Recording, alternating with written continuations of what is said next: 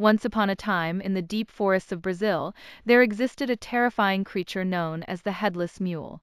This folktale has been passed down through generations, especially in the north, northeast, and center-west regions. Legend has it that the Headless Mule was once a woman who committed a grave sin, such as betrayal. Her actions were deemed so unforgivable that she was transformed into a fire-breathing mule without a head. Her neck was aflame, spitting fire as she galloped through the night, bringing fear to all.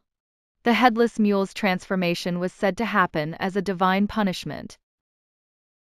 Imagine the terror of a creature with no head, but a bright, burning flame instead.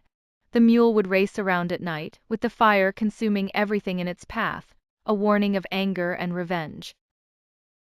People would tell stories of a religious woman who broke a sacred vow. Others mentioned a woman who betrayed her husband.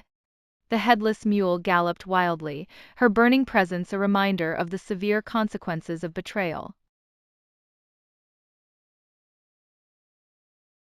The punishment could be an eternal gallop across the night skies, although some stories suggested 7 years of suffering. As a contribution to Brazilian folklore, the Headless Mule galloped with a mysterious allure, mingling fear with moral teachings. The mule, large and mysterious, would shine with its fiery head, a constant warning in the night.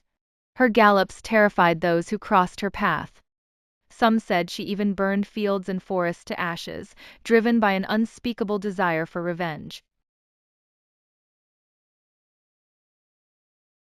As with many folk tales, this story varied greatly. Each region and storyteller added its own twists.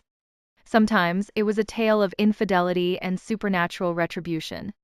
At other times it was about a priestess breaking a vow of chastity.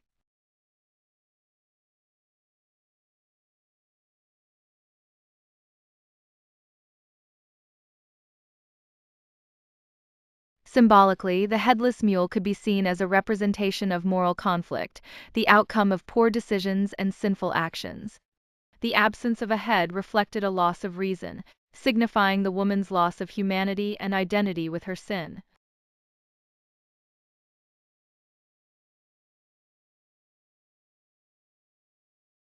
Being a female figure in many versions could also indicate historical views on punishing women seen as disobedient or rebellious, particularly in societies deeply influenced by religious moral codes.